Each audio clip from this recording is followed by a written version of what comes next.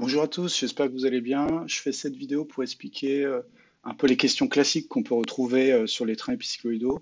Donc en particulier, trouver le porte-satellite sur un train épi, donner une raison de base, exprimer une relation de Willis et exploiter une relation de Willis. Donc tout d'abord, pour trouver le porte-satellite, c'est souvent la première question. On vous dit quel est le porte-satellite sur le système suivant. Il faut tout simplement repérer une pièce qui a au moins deux axes de rotation. Donc là, on remarque par exemple que la pièce 1, elle a un seul axe, elle correspond tout simplement à une roue. Donc là, dans ce cas-là, il y a un planétaire intérieur. On a une pièce 3 qui a un axe aussi, qui correspond à un planétaire extérieur. Et puis enfin, là, il nous reste deux pièces. Donc une pièce ici, rouge 2, qui correspond en fait au satellite avec un seul axe. Et la dernière qui reste, c'est tout simplement le porte-satellite, puisqu'on voit bien qu'il y a deux axes de rotation. On va mieux voir sur l'image suivante, hop, celle-ci. On voit ici tout simplement la modélisation 3D de ce train épicycloïdal. Donc on repère assez facilement toutes les pièces dentées et la partie porte-satellite, c'est soit la pièce bleue qui est derrière avec trois axes ici, deux pivots et un axe au milieu. On repère facilement aussi cette pièce sur le schéma de droite avec une forme un peu en étoile. Donc une fois qu'on a trouvé ce porte-satellite, la question ensuite, c'est de déterminer la relation de base de ce train. La relation de base, en fait, c'est un peu ce qui va caractériser le train épicycloïdal. Ça va être ses caractéristiques intrinsèques, un peu comme une boucle ouverte d'un système asservi. On va regarder comment se comporte ce train épicycloïdal quand on bloque le porte-satellite. Donc en fait, où il aura un fonctionnement de train d'engrenage simple, c'est-à-dire un train d'engrenage avec des axes fixes. Donc comme on a repéré le porte-satellite 4, en fait, on va exprimer toutes les vitesses en fonction de ce porte-satellite. C'est comme ça qu'on va déterminer une raison de base. Donc en fait, on va faire l'hypothèse que le porte-satellite est fixe. Donc là, je rajoute une masse. Et dans ce cas-là, on va pouvoir écrire une relation assez classique, comme ça, où en fait, ici, on retrouve, attendez, je vais juste mettre le pointeur.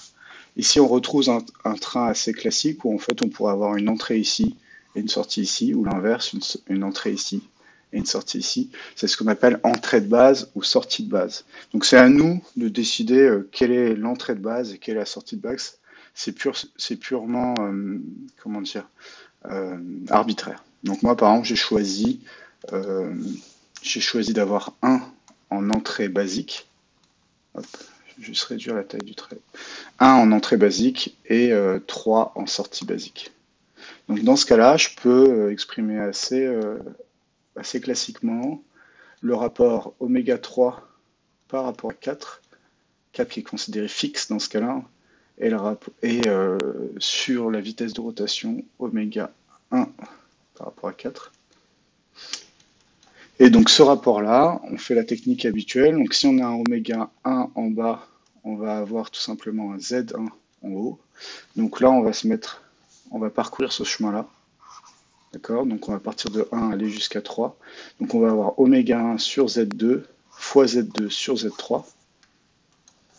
Donc ça nous fait Z1 sur Z2 fois Z2 sur Z3. Et on n'oublie pas un signe moins, car on remarque qu'entre 1 et 2, il y a un contact extérieur. Donc on peut le voir de chaque côté, on peut même le voir à gauche. Il y a un contact extérieur, donc on met un signe moins. Donc ici, si on simplifie, on aura moins Z1 sur Z3.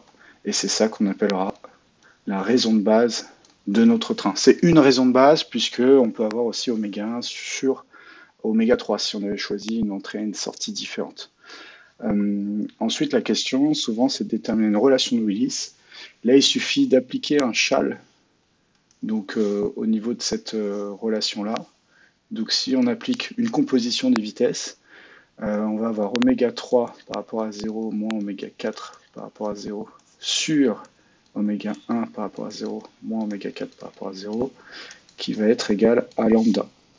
Donc là, il suffit de passer cette expression de ce côté-là. On va avoir oméga 3 par rapport à 0 moins oméga 4 par rapport à 0 qui est égal à lambda oméga 1 par rapport à 0 moins oméga 4 par rapport à 0. On repasse ensuite de l'autre côté de l'égalité et on va trouver la relation de Willis. Donc dans notre cas, qui va être oméga 3 par rapport à 0. Donc là, ici, on va avoir plus lambda moins 1 oméga 4 par rapport à 0. Et enfin, moins lambda oméga 1 par rapport à 0. Donc tout ceci égale à 0. Il y a un moyen simple de vérifier que notre relation est bonne, c'est tout simplement que l'ensemble des coefficients, si on somme tous les coefficients, on doit obtenir 0.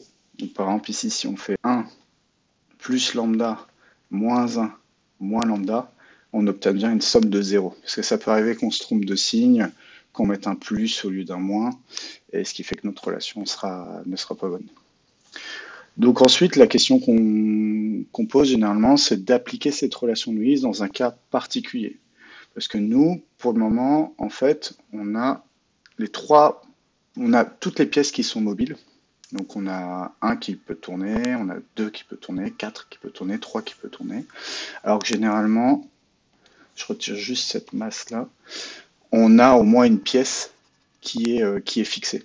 Donc là, par exemple, dans le cas que je vais faire, on va considérer que la couronne est fixe. Donc ça dépendra de l'exercice. Hein. Parfois c'est 1 qui est fixe, parfois c'est 4, parfois c'est 3. Ici, on considère le planétaire extérieur fixe. Donc dans ce cas-là, en fait, ce qui va se passer, c'est qu'on va avoir oméga 3 par rapport à 0 qui va être nul. Et par exemple, l'énoncé ou le sujet peut nous demander d'exprimer un rapport entre une sortie et une entrée, ou par exemple, ici, on pourrait choisir oméga 1 par rapport à 0 qui serait une sortie, donc oméga S, et oméga 4 par rapport à 0 qui serait une entrée. Donc là, j'ai fait exprès de prendre une sortie, cette fois-ci la sortie du système, qui ne correspond pas à l'entrée basique, enfin qui correspond à l'entrée basique que j'avais choisie juste avant. Donc il suffit de remplacer dans la relation de Willis, et on va avoir 0 plus lambda moins 1, donc oméga E, puisque c'est le oméga 4 qui est là, moins lambda oméga S, donc celui-ci. Commence à avoir des bugs, qui est égal à 0. Donc là, il suffit ensuite d'exprimer sous la bonne forme, donc oméga S sur oméga E est égal à, donc on passe de l'autre côté, ça va être égal à lambda moins 1 sur lambda. Et on n'oublie pas, enfin, de remplacer avec les valeurs de z qu'on avait précédemment. Donc dans ce cas-là, si on remplace, hop, ça nous donnera z1 plus z3 sur z1. Voilà. Hop, j'encadre. Hop. N'hésitez pas à me poser des questions hein, si vous en avez. Et donc c'était mon premier essai sur tablette graphique. Donc forcément il y a quelques petits bugs. Mais j'espère que ça vous sera utile. Voilà.